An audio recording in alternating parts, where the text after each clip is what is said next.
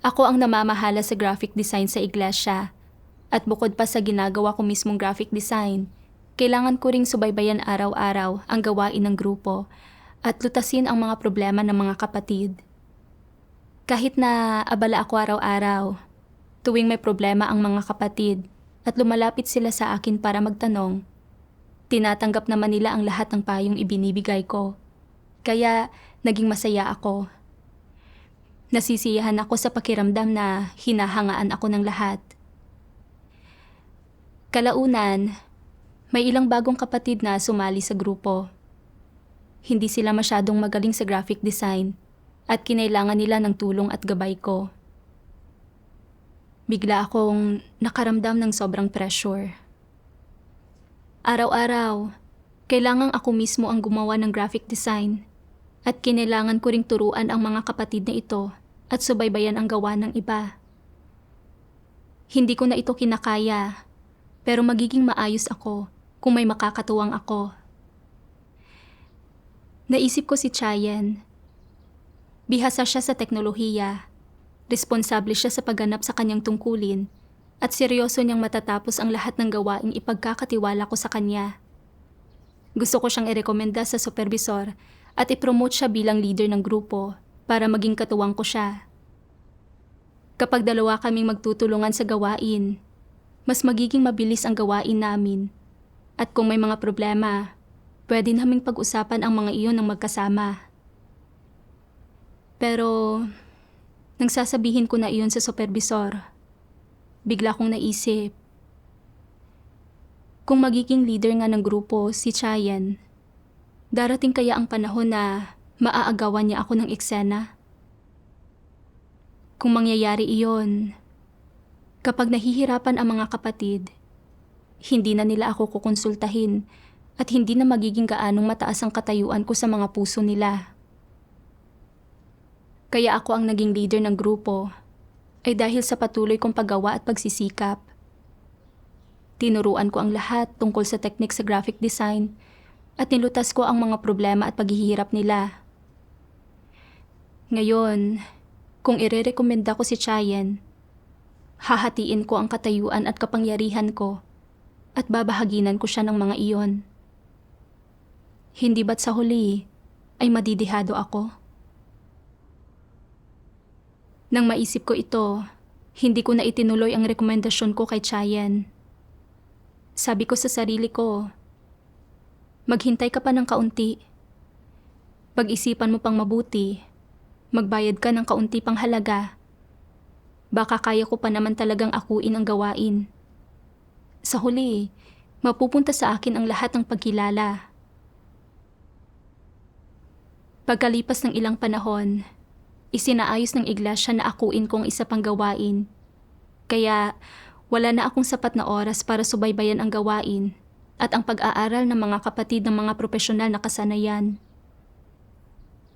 Nag-alala ako na kung magpapatuloy ng ganito ang mga bagay-bagay, siguradong maaantala ang gawain ng paglilinang sa mga tao.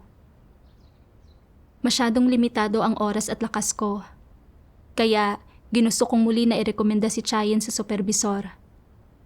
Pero noong magsasalita na ako, nag-atubili na naman ako. Ako ang may huling pasya sa lahat ng gawain ng grupo. At kung magkakaroon ng dalawang leader sa grupo, mawawala sa akin ang kapangyarihang ito. Kakailanganin kong sabihin at talakayin ang lahat ng bagay sa ibang tao at hindi na gaanong magiging mahalaga ang mga sasabihin ko. Bakit hindi ko na lang muna tiisin ito sa ngayon? Kung may ilang gawaing hindi ko mabigyan ng oras para mapangasiwaan, paunti-unti ko na lang itong susubaybayan. Saka, hindi naman malilinang ang mga tao sa loob lang ng 1 o 2 araw at hindi ko naman sinasadyang gambalain o guluhin ang mga bagay-bagay. Hindi lang ako nagre-rekomenda ng sino man. Hindi naman siguro ako kukondinahin ng Diyos. Kalaunan, mabagal na umusad ang gawain ng paglilinang at tuwing naiisip ko ang tungkol dito, nakokonsensya ako. Kaya nanalangin ako sa Diyos. Sinabi ko, "O Diyos, batay sa sitwasyon ng mga manggagawa at sa dami ng gawain ngayon, magiging kapaki-pakinabang sa gawain kung may 2 leader ng grupo na magtutuwangan. Gusto kong irekomenda si Chayen, pero hindi ko masabi. Bakit napakahirap para sa akin na magrekomenda ng iba? Pakiusap, bigyang liwanag mo ako at gabayan mo ako para malaman ko ang mga isyu ko." Pagkatapos niyon, ipinagtapat ko ang aking kalagayan sa leader at pinadalhan ako ng leader ng ilang salita ng Diyos. Sabi ng Diyos, "Bilang isang leader ng iglesia, hindi mo lamang kailangang pag-aralan na gamitin ang katotohanan upang lumutas ng mga problema. Kailangan mo ring matutunang tumuklas at luminang ng mga taong may talento na talagang hindi ninyo dapat kainggitan o pigilan. Ang pagsasagawa sa ganitong paraan ay kapaki-pakinabang sa gawain ng iglesia. Kung makakapaglinang ka ng ilang naghahangad ng katotohanan upang makipagtulungan sa iyo at gawin ng maayos ang lahat ng gawain, at sa huli, lahat kayo ay may patutuong batay sa karanasan, kwalipikado kang leader o manggagawa. Kung nagagawa mong asikasuhin ang lahat ng ayon sa mga prinsipyo, kung gayon ay iniaalay mo ang iyong katapatan. Ang ilang tao ay palaging natatakot na ang iba ay mas mahusay o mas mataas kaysa sa kanila, na ang iba ay kikilalanin habang sila ay hindi napapansin, at dahil dito ay inaatake at ibinubukod nila ang iba. Hindi ba ito isang kaso ng pagkainggit sa mga taong may talento? Hindi ba't makasarili at kasuklam-suklam ito? Anong klaseng disposisyon ito? Ito ay pagiging malisyoso. Iyong mga iniisip lamang ang sarili nilang mga interes, binibigyang kasiyahan lamang ang sarili nilang mga hangarin, nang hindi iniisip ang iba o isinasaalang-alang ang mga interes ng sambahayan ng Diyos, ay may masamang disposisyon at walang pagmamahal ang Diyos sa kanila. Kung talagang kaya mong isaalang-alang ang mga layunin ng Diyos, magagawa mong tratuhin ng patas ang ibang mga tao. Kung nagre-rekomenda ka ng isang mabuting tao at hinahayaan mo siyang sumailalim sa pagsasanay at gumampan ng tungkulin, at sa gayon ay nagdaragdag ka ng taong may talento sa sambahayan ng Diyos, hindi ba't padadaliin niyon ang iyong gawain? Kung gayon, hindi ba't magpapakita ka ng katapatan sa iyong tungkulin? Isa iyong mabuting gawa sa harap ng Diyos. Ito ang pinakamababang antas ng konsensya at katwiran na dapat taglayin ng mga naglilingkod bilang lider. Nang mabasa ko ang mga salita ng Diyos, naunawaan ko na dapat matutuhan ng mga lider at manggagawa kung paano tumuklas at maglinang ng mga talento na kapaki-pakinabang ito sa gawain ng iglesia. At ito ang konsensya at pagpapahalagang dapat taglayin ng mga tao. Kung may mga pag-aalinlangan ang isang tao sa pagre-rekomenda sa mga tao dahil maaapektuhan ang kanyang katayuan at hinahadlangan niya ang mga talentong iyon, ito ay pagkainggit sa may kakayahan at pagiging makasarili at napakababa. Kaya pinagnilayan ko ang sarili ko. Kasi simula pa lang ng ilang kapatid na magsanay sa graphic design, kailangan nilang malinang at mapahusay ang kanilang profesional na teknik. Masyadong mabigat para sa akin kung ako lamang mag-isa ang gagawa. At malinaw kong naunawaan na makakaya ko lamang ang gawaing ito kung may katuwang ako. At angkop si Chayen na maging isang leader ng grupo at ang pagre-rekomenda sa kanya ay magiging kapaki-pakinabang sa grupo. Gayunpaman, nag-alala ako na kung mas magaling niyang magagawa ang gawain kaysa sa akin, hahangaan siya ng mga kapatid at mababaliwala naman ako. At mawawala ang aking katayuan.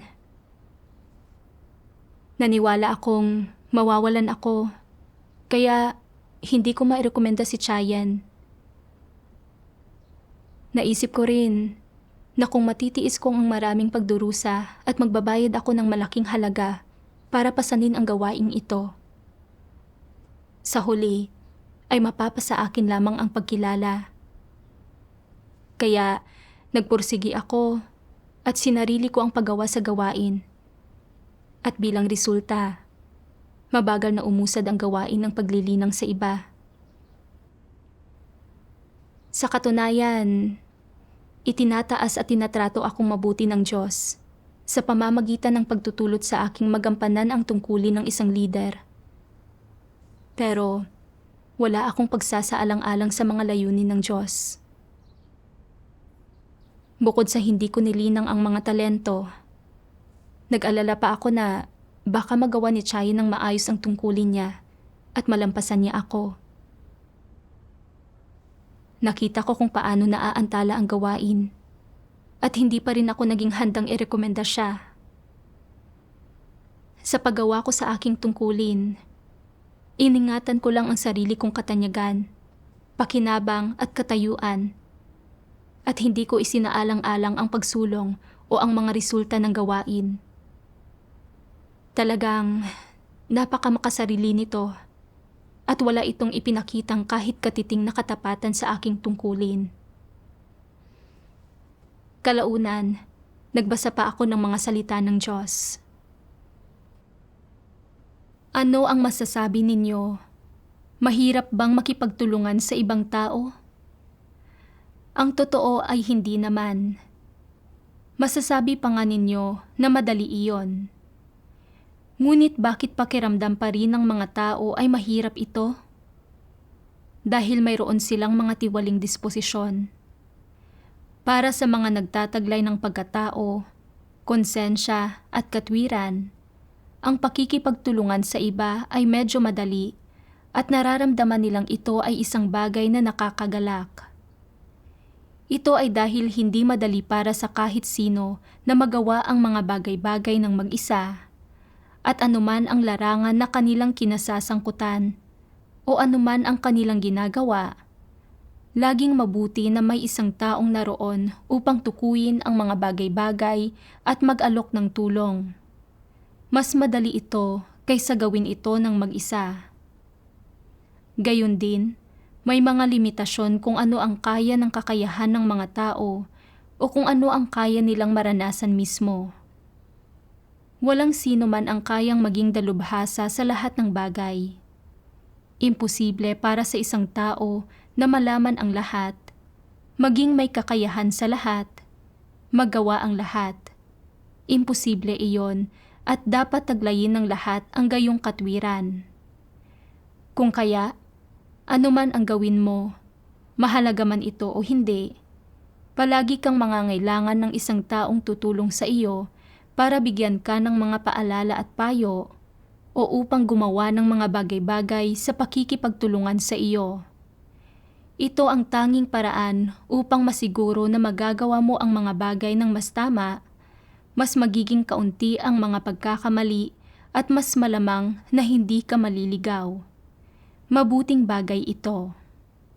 Ang paglilingkod sa Diyos, sa partikular, ay isang malaking bagay, at ang hindi paglutas sa iyong tiwaling disposisyon ay maaaring maglagay sa iyo sa panganib. Kapag ang mga tao ay may mga satanikong disposisyon, maaari silang maghimagsik at sumalungat sa Diyos anumang oras at saan mang lugar. Ang mga taong namumuhay ayon sa mga satanikong disposisyon ay maaaring tanggihan, salungatin at ipagkanulo ang Diyos anumang oras. Labis na hangal ang mga antikristo, hindi nila ito napagtatanto. Sa palagay nila, ang dami ko ng problemang pinagdaanan para magkaroon ng kapangyarihan. Bakit ko ito ibabahagi sa iba? Ang pagbibigay nito sa iba ay nangangahulugang wala nang matitira para sa sarili ko, hindi ba? Paano ko maipapakita ang aking mga talento at abilidad nang walang kapangyarihan? Hindi nila alam na ang ipinagkatiwala ng Diyos sa mga tao ay hindi kapangyarihan o katayuan, kundi isang tungkulin. Ang tinatanggap lamang ng mga Antikristo ay kapangyarihan at katayuan. Isinasantabi nila ang kanilang mga tungkulin at hindi sila gumagawa ng aktwal na gawain. Sa halip, naghahangad lamang sila ng katanyagan, pakinabang at katayuan, at nais lamang nilang kamkamin ang kapangyarihan, kontrolin ang mga hinirang ng Diyos, at tamasahin ang mga benepisyo ng katayuan.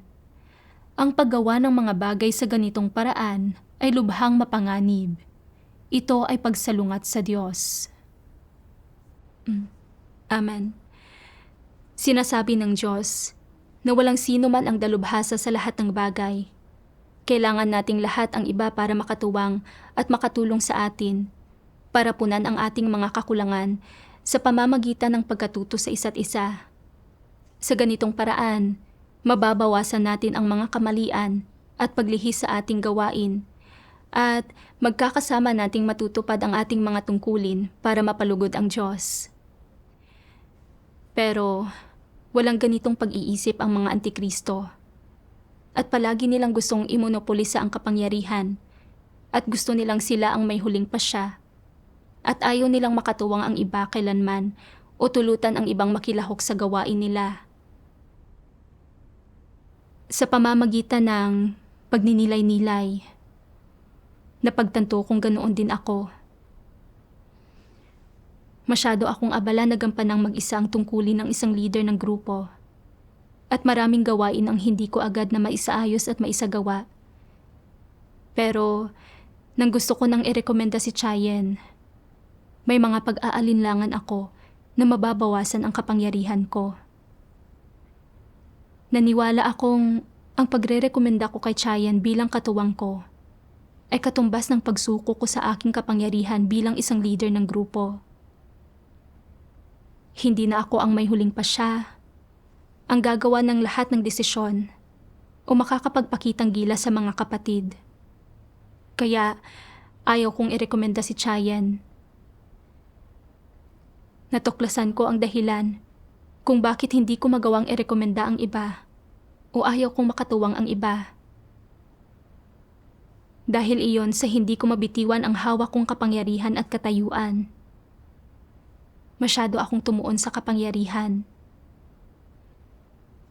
Kalaunan, hinanap ko ang kasagutan kung bakit masyado akong tumuon sa kapangyarihan at katayuan. Binasa ko ang isang sipi sa mga salita ng Diyos at nagkamit ako ng ilang kaalaman tungkol sa sarili ko. Sabi ng makapangyarihang Diyos, para sa mga Antikristo, ang katayuan at reputasyon ang buhay nila. Paano man sila mabuhay, anuman ang kapaligiran na tinitirhan nila, anuman ang gawain na kanilang ginagawa, anuman ang kanilang pinagsisikapan, anuman ang kanilang mga mithiin, anuman ang direksyon ng kanilang buhay, umiikot ang lahat ng ito sa pagkakaroon ng magandang reputasyon at mataas na katayuan. At hindi nagbabago ang pakay na ito.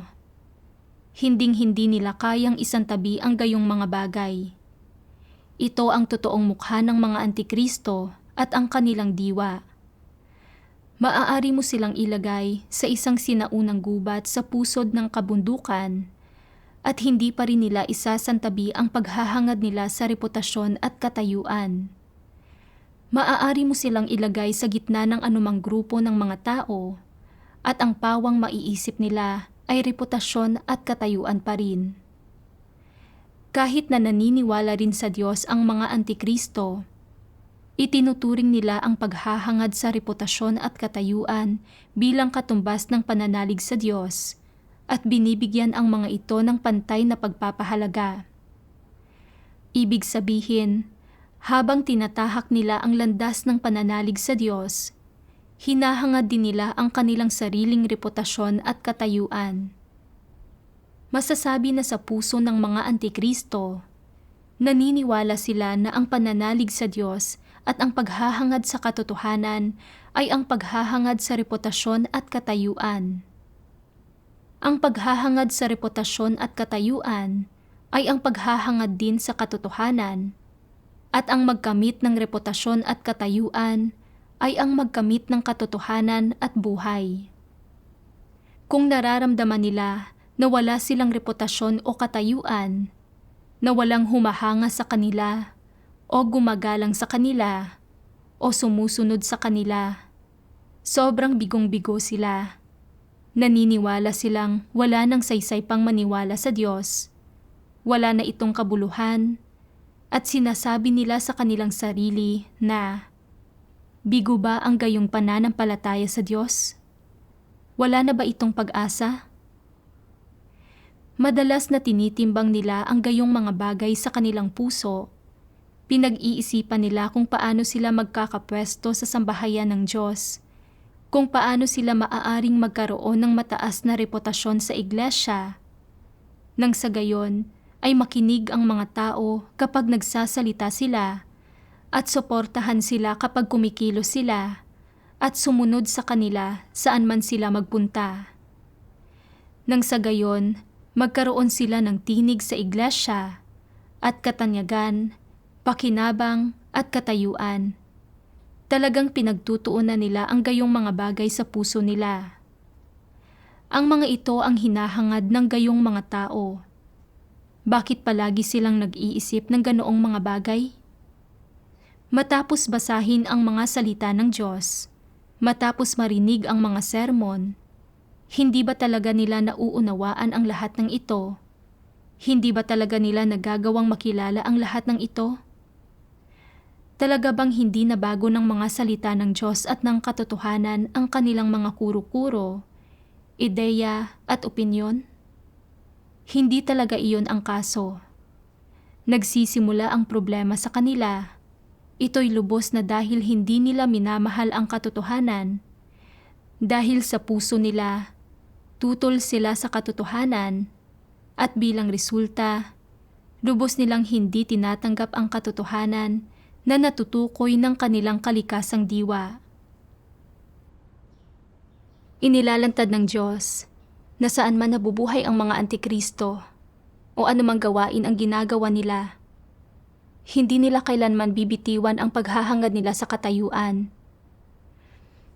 Naniniwala sila na basta't magkakamit sila ng katayuan at kapangyarihan, makukuha nila ang papuri at paghangad ng mga tao, at magtataglay sila ng prestihiyo, ng karapatang magsalita, at ng karapatang magpasya.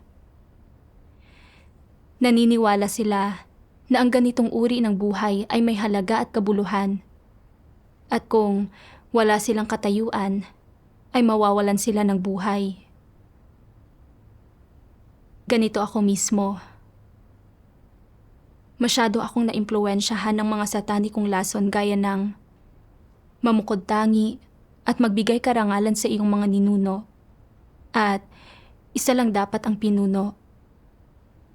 Kaya mula pagkabata, inasam ko ng maging isang kilalang tao kapag lumaki na ako, para tingalain ako ng lahat at para ako ang maging sentro ng atensyon saan man ako pumunta. Naaalala ko, noong kasisimula ko pa lang sa kolehiyo, dalawa kami ng kaklase ko na may responsibilidad bilang class monitor.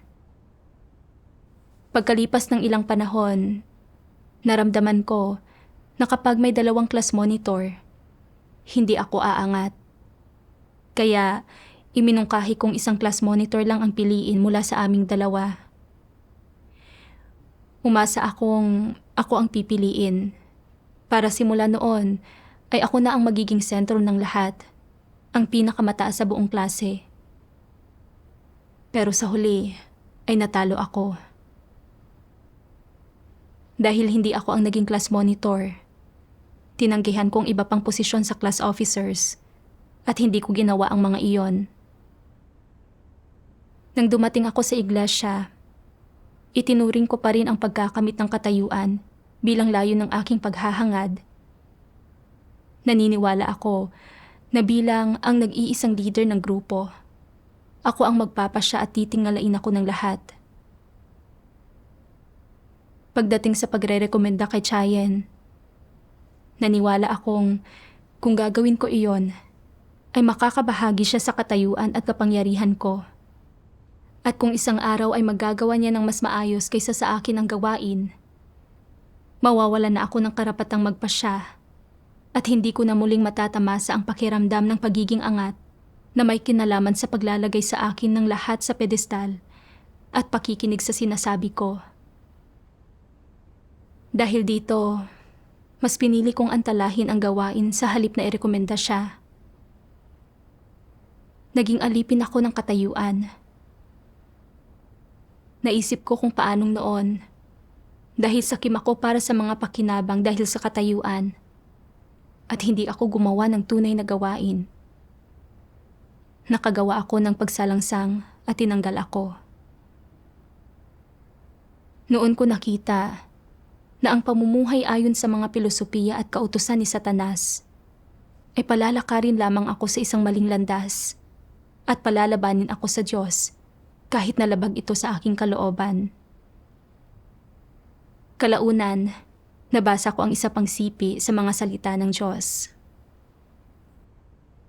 Sino mang naghahangad ng katanyagan, pakinabang at katayuan, sa halip na maayos na gampanan ang kanilang tungkulin, ay naglalaro ng apoy at inilalagay sa panganib ang kanilang buhay. Iyong mga naglalaro ng apoy at inilalagay sa panganib ang kanilang buhay, ay maaaring ipahamak ang kanilang sarili anumang sandali.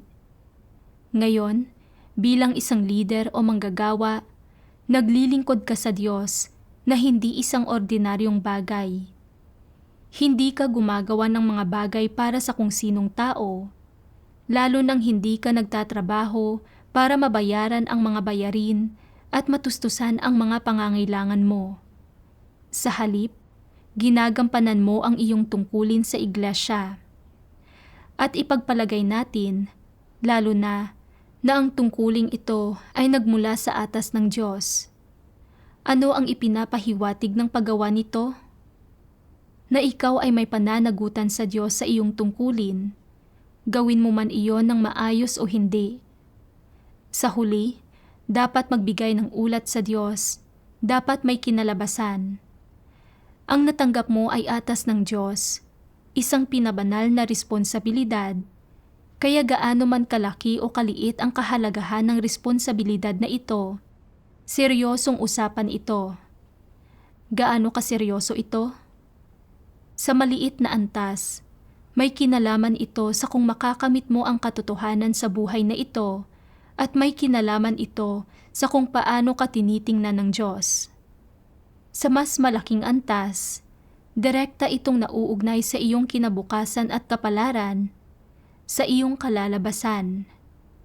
Kung gumagawa ka ng kasamaan at sinasalungat mo ang Diyos, kokondinahin ka at parurusahan.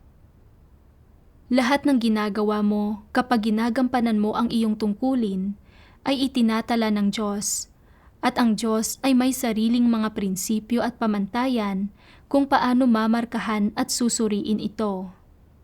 Itinatakda ng Diyos ang iyong kalalabasan batay sa lahat ng ipinamamalas mo habang ginagampanan mo ang iyong tungkulin. Seryosong bagay ba ito? Talagang seryosong bagay ito. Kaya, kung itinalaga sa iyo ang isang gawain, sariling bagay mo ba ito para asikasuhin? Ang gawaing iyon ay hindi isang bagay na kaya mong kumpletuhin ng mag-isa, subalit kinakailangan mong akuin ang responsibilidad para dito. Ang responsibilidad ay sa iyo. Dapat mong kumpletuhin ang atas na iyon. Saan ito may kinalaman? May kinalaman ito sa pagtutulungan, sa kung paano makikipagtulungan sa pagseserbisyo, kung paano makikipagtulungan para magampanan ang iyong tungkulin, kung paano makikipagtulungan para makumpleto ang iyong atas, kung paano makikipagtulungan nang sa gayon ay masusunod mo ang kalooban ng Diyos. May kinalaman ito sa mga bagay na ito. Medyo natakot ako pagkatapos kong mabasa ang mga salita ng Diyos. Lalo na nang mabasa ko ang mga salitang ito ng Diyos. Sino mang naghahangad ng katanyagan, pakinabang at katayuan, sa halip na maayos na gampanan ang kanilang tungkulin, ay naglalaro ng apoy at inilalagay sa panganib ang kanilang buhay. Iyong mga naglalaro ng apoy at inilalagay sa panganib ang kanilang buhay, ay maaaring ipahamak ang kanilang sarili anumang sandali. Nakita ko na ang paghahangad sa katanyagan, pakinabang at katayuan ay katumbas ng paglalaro sa apoy at sa buhay ng tao, na hindi ito pagpapahalaga sa buhay ng isang tao. Ang tungkulin ng isang tao ay atas mula sa Diyos, na isang seryosong bagay. Pero itinuring ko ang aking tungkulin para magkamit ng kapangyarihan at katayuan. Kahit na alam kong hindi ko magagawa ang gawaing ito ng mag-isa, hindi ako naglakas loob na irekomenda si Chayen para maging katuwang ko. Hindi ko man lang isinaalang-alang kahit kaunti kung maaapektuhan ba ang gawain ng iglesia. Ito ay isang bagay na lumalaban at nagkakasala sa Diyos. Hindi ba't nakikipaglaro ako sa apoy? Bilang isang leader ng grupo, bukod sa nabigo akong isakatuparan ang aking tungkulin, naantala rin ang gawaing nasa pamamahala ko. Hindi ito maipapaliwanag sa Diyos. Hinangad ko lamang ang katanyagan, pakinabang, katayuan, at pagtingala ng mga tao sa akin. At ang landas na tinahak ko ay ang landas ng mga antikristo. Kung hindi ako nagsisi, hindi sana ako magkakaroon ng maayos na kalalabasan at destinasyon. Nang mabatid ko ito, noon ko nakita na ang pananaw na pinaniwalaan ko dati, na kahit na hindi ko inirerekomenda ang iba, basta't hindi halatang nanggagambala at nanggugulo ako, hindi ako kokondinahin ng Diyos, ay hindi naaayon sa katotohanan. Kahit na sa panlabas, ay mukhang abala ako sa pagganap ng aking tungkulin. Nagdurusa at nagbabayad ng halaga. Hindi gumagawa ng anumang kasamaan na halata. Subalit, para maingatan ko ang aking kapangyarihan at katayuan, mas gugustuhin kong maantala ang gawain kaysa irekomenda si Chayen. Ang iniisip ko lang ay kung paano protektahan ang aking katanyagan, pakinabang at katayuan. Lahat ng iniisip ko ay masama at kinukondina ng Diyos. Sinisiyasat ng Diyos ang mga puso at kaisipan ng mga tao. Kung hindi ko lilisanin ang masamang landas at hahangarin ko pa rin ang reputasyon at katayuan, sa huli ay kokondinahin at parurusahan ng ako ng Diyos. Kalaunan, nabasa ko ang 2 sipi ng mga salita ng Diyos at nakita ko ang landas ng pagsasagawa. Sabi ng makapangyarihang Diyos, para sa lahat ng gumaganap ng tungkulin, gaano man kalalim o kababaw ang kanilang pagkaunawa sa katotohanan, ang pinakasimpleng paraan para isagawa ang pagpasok sa katotohanang realidad ay ang isipin ang mga interes ng sambahayan ng Diyos sa lahat ng bagay at bitiwan ang kanilang mga makasariling hangarin, mga personal na layunin, mga motibo, pagmamalaki at katayuan. Unahin ang mga interes ng sambahayan ng Diyos. Ito man lang ay dapat gawin ng isang tao. Kung hindi man lang ito magawa ng isang taong gumaganap ng tungkulin, paano masasabi na ginagampanan niya ang kanyang tungkulin? Hindi iyon pagganap ng kanyang tungkulin. Dapat mo munang isipin ang mga interes ng sambahayan ng Diyos, isaalang-alang ang mga layunin ng Diyos, at isaalang-alang ang gawain ng iglesia. Unahin mo muna ang mga bagay na ito. Pagkatapos niyan, saka mo lamang maaaring isipin ang katatagan ng iyong katayuan o kung ano ang tingin sa iyo ng iba. Hindi ba ninyo nararamdaman na mas dumadali ito ng kaunti kapag hinahati ninyo ito sa dalawang hakbang at gumagawa kayo ng ilang kompromiso? Kung magsasagawa ka ng ganito sa maikling panahon, madarama mo na hindi naman pala mahirap na bigyang kasiyahan ang Diyos. Bukod pa riyan, dapat mong magawang tuparin ang iyong mga responsibilidad, gampanan ang iyong mga obligasyon at ang iyong tungkulin, at isantabi ang iyong mga makasariling hangarin, layon at motibo. Dapat kang magpakita ng pagsasaalang-alang sa mga layunin ng Diyos at unahin ang mga interes ng sambahayan ng Diyos, ang gawain ng iglesia at ang tungkulin na dapat mong gampanan. Pagkatapos danasin ito sa sandaling panahon, madarama mo na magandang umasal sa ganitong paraan. Ito ay pamumuhay ng prangka at tapat at hindi pagiging isang hamak at kasuklam-suklam na tao. Pamumuhay ito ng makatarungan at marangal sa halip na pagiging kasuklam-suklam, hamak at walang silbi. Madarama mo na ganito dapat kumilos ang isang tao at ito ang wangis na dapat niyang isabuhay. Unti-unti, mababawasan ang hangarin mong bigyang kasiyahan ang sariling mong mga interes. Bilang isang leader o isang manggagawa, kung lagi mong iniisip na mataas ka kaysa sa iba at nagpapakasaya sa iyong tungkulin na parang ito ay isang posisyon sa gobyerno, palaging nagpapakasasa sa mga benepisyo ng iyong katayuan, laging gumagawa ng sarili mong mga plano, laging iniisip at tinatamasa ang sarili mong katanyagan, pakinabang at katayuan, laging nagpapatakbo ng sarili mong operasyon, at laging naghahangad na magtamo ng mas mataas na katayuan, na mapamahalaan at makontrol ang mas maraming tao, at mapalawak ang saklaw ng iyong kapangyarihan. Problema ito. Lubhang mapanganib na tratuhin ang isang mahalagang tungkulin bilang isang pagkakataon para tamasahin ang iyong posisyon na tila ba isa kang opisyal ng gobyerno. Kung lagi kang kikilos ng ganito, na ayaw makipagtulungan sa iba, ayaw mong bawasan ang iyong kapangyarihan at ipamahagi iyon sa iba, ayaw magkaroon ng higit na kapangyarihan ang iba, na maagaw ang katanyagan. Kung gusto mo lamang tamasahing mag-isa ang kapangyarihan, isa kang antikristo.